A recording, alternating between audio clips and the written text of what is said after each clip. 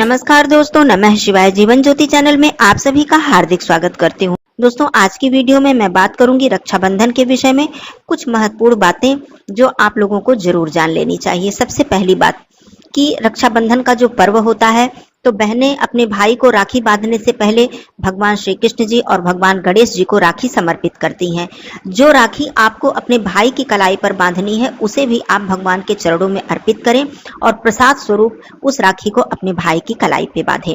और सर्वप्रथम राखी आप भगवान गणेश जी और भगवान श्री कृष्ण जी के निमित्त भी एक एक राखी आप भगवान को अर्पित करें। वो राखी भगवान के चरणों में ही रहने दें और जो दूसरा राखी अपने भाई के लिए आपने अर्पित किया है उसे उठाकर आप भाई के कलाई पर बांध। लेकिन बात यहाँ पर ये आती है कि क्या प्रातः काल ही हमें भगवान के चरणों में राखी अर्पित कर देनी चाहिए और भद्रा समाप्त होने के बाद हमें भाई की कलाई पर बांधनी चाहिए? इस बात को लेकर बहुत ही ज्यादा दुविधा लोगों के मन में है। तो यहाँ पर मैं बता दूं कि भद्रा का प्रारंभ 18 अगस्त को ही रात्रि में लगभग 2:15 पर ही हो जा रहा है। कहने का मतलब 19 अगस्त को सूर्योदय जब होगा उसके साथ ही भद्रा भी लगी रहेगी। तो हमें भगवान को भी राखी अर्पित नहीं करनी है क्योंकि भद्रा है और यह बहुत ही महत्वपूर्ण, बहुत ही शुभ कार्य है। वर्ष में एक बार हम यह पर्व मनाते हैं, रक्षाबंधन का पर्व। तो जितना ही महत्वपूर्ण हमें भाई की कलाई पे राखी बांधना होता है उतना ही महत्वपूर्ण हमें भगवान श्री कृष्ण जी या फिर भगवान गणेश जी के चरणों में अर्पित करना भी उससे कहीं ज्यादा महत्वपूर्ण होता है। तो भद्रा में आप ये कार्य नहीं करेंगे। आप 1:32 के बाद ही आप लोग भगवान के चरणों में भी अर्पित करेंगे और अपने भाई के कलाई पर भी बांधेंगे। बहुत से लोगों के मन में ये विचार आता होगा कि प्रातः काल हम लोग भगवान के चरणों में अर्पित कर दें और फिर बाद में भाई की कलाई पर बांधें। तो ऐसा मत कीजिएगा। भद्रा काल में आप भगवान के चरणों में राखी अर्पित मत कीजिएगा। ये बात हो गई।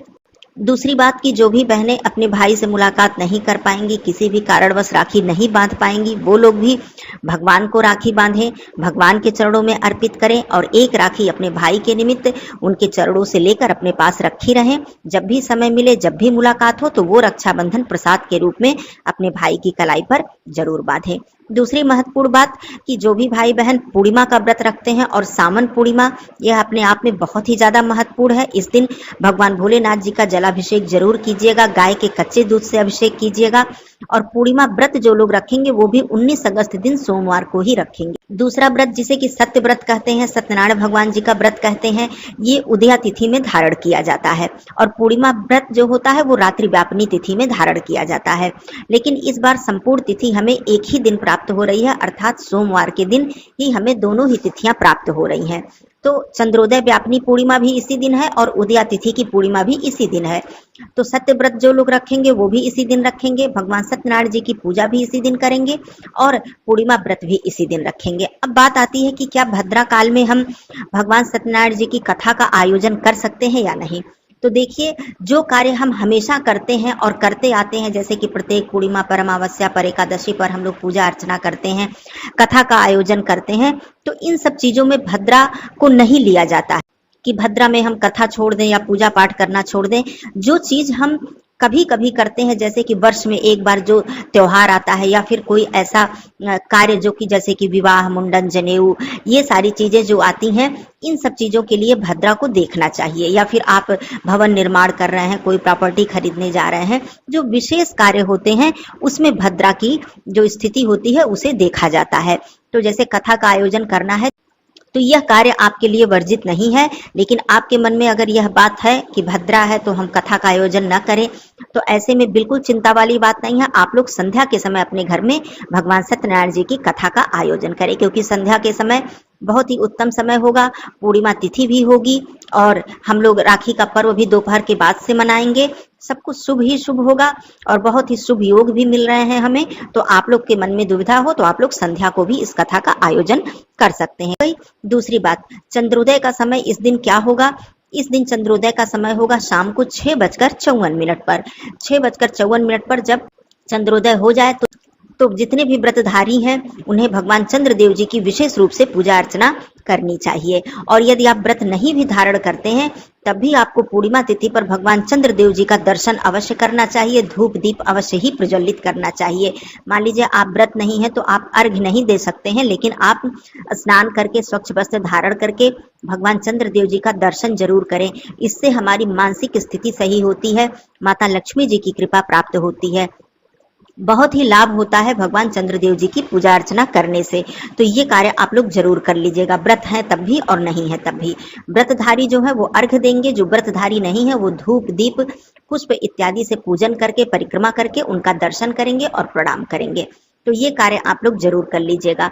दूसरी बात, सावन मास की पूर्णिमा है, भगवान भोलेनाथ जी के मंदिर में एक अखंड दीपक जरूर जलाइएगा, माता लक्ष्मी जी की विधि विधान से पूजा कीजिएगा, बिल्व वृक्ष की पूजा कीजिएगा, पीपल वृक्ष की पूजा अवश्य कीजिएगा। पूर्णिमा तिथि पर पीपल वृक्ष की पूजा करने से माता लक्ष्मी जी का आशीर्वाद मिलता है, अमावस्या पर पूजा करने से पितरों का आशीर्वाद मिलता है। तो पीपल पूजा तो हमेशा ही हमारे लिए उपयोगी है, रविवार का दिन केवल हमें छोड़ना होता है। तो ये पूर्णिमा तिथि है, सोमवार का दिन है, आप लोग विधि विधान से पीपल पूजा, जल अर्पित कीजिएगा, परिक्रमा कीजिएगा, घी का दीपक प्रज्वलित कीजिएगा। तो इस तरह से पीपल पूजा। और दूसरी महत्वपूर्ण चीज तुलसी माता की पूजा। तुलसी माता जी हरि प्रिया है, विष्णु प्रिया है, उनकी पूजा अर्चना करने से श्री हरि नारायण की कृपा हमारे ऊपर सदा सर्वदा बनी रहती है। और जहाँ पर नारायण की कृपा होती है वहाँ माता लक्ष्मी जी का अस्थायी रूप से वास हो जाता है। तो हमारे धर्म में माता तुलसी जी को माँ लक्ष्मी जी का रूप माना गया है। तो आप लोग माता तुलसी जी की पूजा अवश्य कीजिएगा। और अपने घर के मंदिर में आप लोगों को पूजा अर्चना तो करनी ही है, शिवालय में तो पूजा करनी ही है, क्योंकि सावन मास का अंतिम सोमवार है, साथ में पूर्णिमा है, बहुत ही महत्वपूर्ण, बहुत ही शुभ दिन है। उदया तिथि की भी पूर्णिमा है, रक्षाबंधन का पर्व है, तो बहुत ही सुंदर दिन है। दूसरी एक महत्वपूर्ण बात मैं बता दूं कि इस दिन आप लोग बिल्व वृक्ष में एक दीपक जरूर अर्पित कीजिएगा, जल अर्पित कीजिएगा सुबह के समय, और संध्या के समय एक दीपक जलाकर माता लक्ष्मी जी से अपने घर की सुख समृद्धि के लिए प्रार्थना अवश्य कीजिएगा। और पूर्णिमा व्रत के विषय में, स्नान दान के विषय में और रक्षाबंधन के पर्व के विषय में, किस विधि से बांधा जाए, तिलक लगाने का क्या नियम है, हमारी थाली में क्या क्या होना चाहिए, इसकी संपूर्ण वीडियो मैंने दी है, आप लोग एक बार जरूर चेकआउट कीजिएगा। आज मैंने सोचा कि महत्वपूर्ण बातें आप लोगों को बता दूं, समय के बारे में, तिथि के बारे में, कि आप लोगों को कैसे कैसे क्या क्या करना है। दूसरी चीज दोस्तों, पूर्णिमा पर हमें अपने दहलीज का पूजन जरूर करना चाहिए, जिसे कि मुख्य द्वार पूजन कहते हैं। कोई बहुत ही विशेष उसमें आपको कठिनाई नहीं आएगी। केवल आपको करना क्या होता है, ब्रह्म मुहूर्त में जिस दिन उदया तिथि की पूर्णिमा पड़ती है उस दिन विशेष रूप से यह कार्य हमें करना चाहिए। इससे माता लक्ष्मी जी का आगमन होता है हमारे घर में। इसका जो मतलब होता है कि ये जो मुख्य द्वार की पूजा होती है, दहलीज पूजा होती है, इसका मतलब सीधा सीधा ये होता है कि हम माता लक्ष्मी जी का आवाहन कर रहे हैं, उनका स्वागत कर रहे हैं, उन्हें अपने घर में बुला रहे हैं, इसका ये मतलब होता है। तो आप लोग ब्रह्म मुहूर्त में उठें और सबसे पहले अपने दहलीज की साफ सफाई कर लें। उसके बाद स्नान आदि करके अपने मुख्य द्वार पर स्वास्तिक बनाएं। चाहे तो आप रोली या कुमकुम से बना सकती हैं या फिर हल्दी से भी बना सकती हैं। मुख्य द्वार पर स्वास्तिक बनाने के बाद वहां पर एक छोटे से पात्र में आप जल रखें और एक दीपक प्रज्वलित करें। वहां बैठकर माता लक्ष्मी जी से आवाहन करें, उनसे प्रार्थना करें। तो इस तरह से दहलीज पूजन करने से माता लक्ष्मी जी प्रसन्न होती। तो ये सारे जो महत्वपूर्ण कार्य हैं दोस्तों, ये हमें पूर्णिमा तिथि पर अवश्य ही कर लेना चाहिए। इसमें इस बात का बिल्कुल भी कोई नियम नहीं है कि आप जब व्रत रखें तभी आप ये सारे विधि विधान करें। आप शुद्ध सात्विक भोजन करें। पूर्णिमा तिथि पर अपने घर में मांस मदिरा का प्रवेश बिल्कुल ना होने दें। और आप चाहें तो लहसुन प्याज का भी त्याग कर सकते हैं। वैसे तो सावन माह है, बहुत से घरों में लहसुन प्याज बिल्कुल भी नहीं प्रयोग होता है पूरे एक माह तक।